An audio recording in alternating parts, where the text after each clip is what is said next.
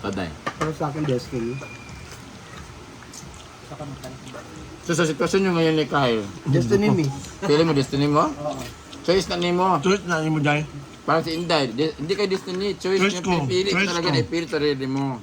Tulad man ko kaya ako mo nagkuhaan. Ako giperso ba? Pero pag sinabi naman destiny, hindi naman ibig sabihin pag destiny is kayo talaga habang buhay. Destiny iba na pinag-limit kayo, naging kayo, pero nawala din ganun. Pero sa'yo, Destiny sa samo kay nagtagpo man ni. ay sa bagay, destiny is kanang tinadhana talaga. Pero, will it last? Ano ba ibang word sa fate ba tawag nun? Yung, Nag-antol. ano ba, kapalaran? Ano ba? Ibang kapalaran, ibang tinadhana, di ba? Ano ba? Yung bang, kayo talaga, nagmahalan talaga kayo o pinipili mo na lang? Ano ba, paano ba tanong yun? Pinagtagpo pero di tinidana. Ano na lang gusto mo? Ang araw-araw kang mamahalin o yung araw-araw ka pipiliin? God Kaya, bless. Ako, siguro mas gusto ko yung araw-araw akong mamahalin. bakit? Ako, pipiliin ko, araw-araw kong pipiliin. Bakit? Bakit sa'yo mamahalin? Ako araw-araw akong mamahalin kasi alam ko na yung love, yung pagmamahal niya sa akin, yun yung pinili niya na araw-araw niyang gagawin sa akin. Kapag mahal ka niya, araw-araw niyang gagawin. Araw-araw ka pa rin niyang pipiliin. Na kahit magkahiwalay ka, mamahalin ka pa rin niya kahit hindi kayo magkasama. I beg to disagree. Because Okay, pipiliin. love won't last. Love will fade. Love will lessen. Mababawasan. Minsan nawawala na. May tinatawag tayo na fulfill as love. Pero the fact na pipiliin mo siya, araw-araw kita pipiliin kahit nawala na yung pag-ibig ko sa'yo. Pipiliin kita kasi gusto kita, kayo gusto ko masama habang buhay, may respeto ako sa'yo, loyal ako sa'yo. Kaya pipiliin kita. Kaya hindi ako naniniwala na yung love na umpisa na kayo na mahal-mahal mo. Bawa 100% yung love na namumuo sa inyo hanggang 1, 2 taon, 3 taon, 4 na taon. Pagdating ng araw na babawasan at nawawala kayong iba, naghahanap ng ibang init, ng ibang ano, kasi nga parang feeling nila nalolos, nawawala na yung, nababawasan na yung pagmamahal nila. But, hindi sila nag-cheat because they choose to stay, they choose you, they choose you na maging kayo habang buhay. Kaya, mas gustuhin ko yung kahit hindi ka na mahal ng tao, pero mas pipiliin ka niya kasi doon siya masaya. Hindi naman ibig sabihin na nag-stay ka pa rin kahit hindi na ka na mahal. Hindi, nandun yung pinipili ka niya pero hindi ka niya sinasaktan, hindi ka niya binubugbog kasi pwedeng ma-develop pa yun, bumabalik ulit yung love pag nakikitaan ng ganito, ganyan. Kaya yung tipong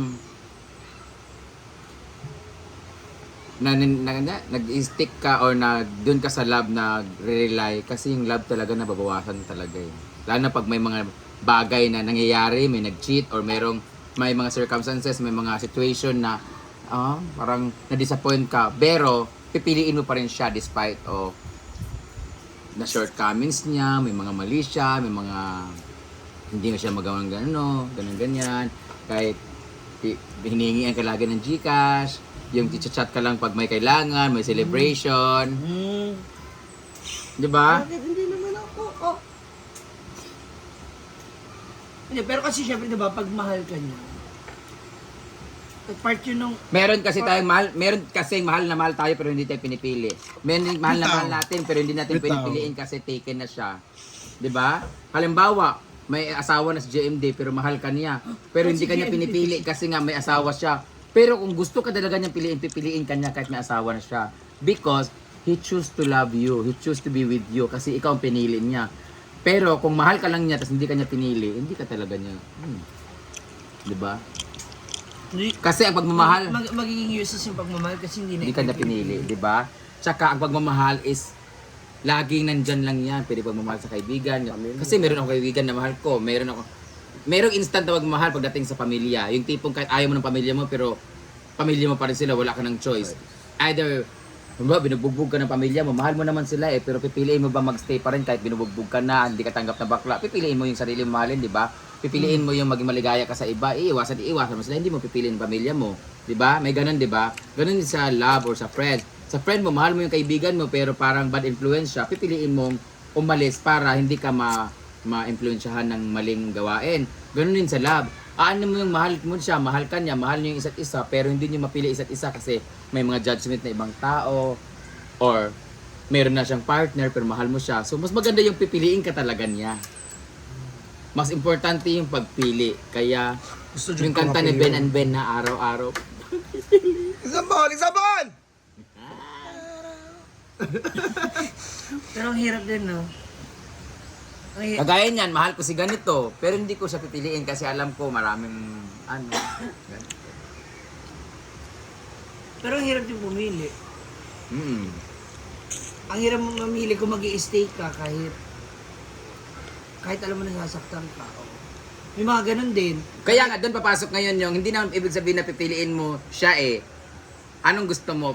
Mamahalin mo o pipiliin mo? Di ba? Halimbawa, mahal mo siya pero pipiliin mo ngayon yung sarili mo. Pipiliin mong umiwas. So, araw-araw kita pipiliin.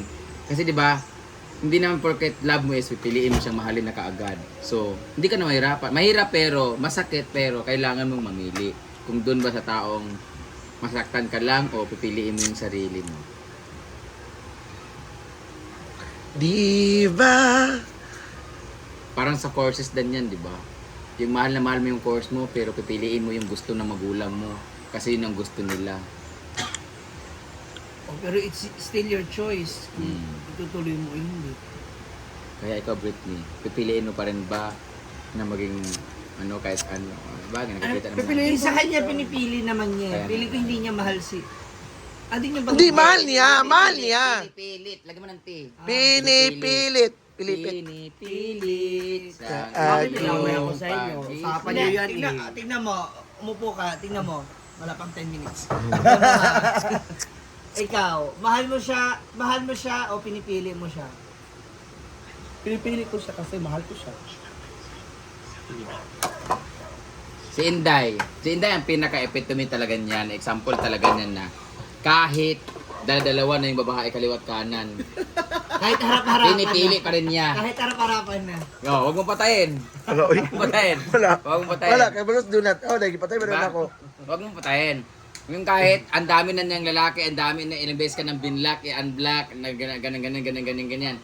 May pipiliin mo pa rin siya kasi saktan kasi mahal mo siya. Yun ang tama kay Inday. lamang ko na Yung ko kahit siya. hindi binabalik sa kanya Makita pagmamahal, mo, hindi. makita Hayaan mo nyo lang sa akong lahat. mahalin ka. Basta mahal kita, pipiliin kita. Kahit hindi mo gusto, hindi mo pipiliin. Basta mahal kita, dyan ka lang. Ganon. Si Inday talaga ang nagpapatunay na Yung martyr talaga. Yung kahit alam mong talo ka na, ilalaban mo. Ang kagaya ako, di ba, bumitaw na ako kaagad kahit love ko siya kasi wala, I chose to be happy kasi alam kong masaktan lang din ako. Pipiliin ko na yung sarili ko. Hindi ako sa matungdagway day. Parang hirap pa rin, no? Oo, kasi ganun din eh. Parang feeling ko kasi paano... Kaya nga, life is a choice when it comes to happiness, when it Yes, comes to kahit love saan. life, lahat. You always choose yourself to be happy. Pero kani ang Pero kung ang happiness mo is siya, dun talaga, Kahit di ba? nasasaktan. Sir, dili na tayo full pag wal sa iya. Life Hindi mo is a masasabi. choice of Gcash. Hindi mo masasabi na hindi ko ibibigay lahat, na hindi ganito, na hindi. Kasi it's your choice. Mo ng Ay, choice tsaka dahil. Hindi mo masasabi kung nabigay ko ba lahat, kung ganito ba karami nabigay ko. Di ba sabi mo nga, hindi naman na talaga nasusukat ang ano. Hindi na susukat ang magmamahal kasi there's no Kahit amount yung of effort, love. Kahit yung effort na papakita mo sa kanya, hindi mo yung masusukat. Importante, busog na si Donna. O, kakain pa ulit. Hindi, Makikita mo sa talaga wala. yung full na pagmamahal sa kanya. Wow. Kasi kapag mawala siya, Like, sobrang sudan nila yun. sakit, pang made-depress ka, gano'n. Yun nga, kapag nawa, Yun yun nga yung sinasabi ko full na kanina, yun talaga ang pagmamahal. malalaman mo lang naman yung halaga ng tao. Ay, nagusto ko pala siya kapag hinahanap mo na yung attention niya. Pag yung tipong, dati natin nag-chat to pag umaga, kinakamusta ako, kausap kami mo. Hindi pa siya mahal, Ga-over, attached ka na. pag ganyan na, ga-over Hindi, ka na. yun na kasi yung ano, yun na kasi yung attachment mo. Yun na yung parang yun yung isa sa mga investment mo sa kanya, yung oras. Hindi yung pagpupuyat, hindi yung oras, yung binibigay mo yung oras mo sa kanya.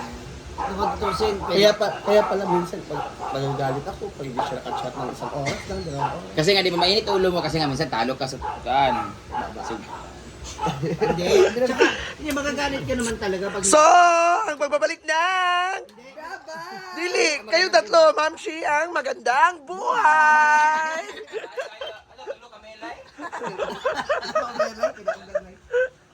Wala, ako din si Jelena.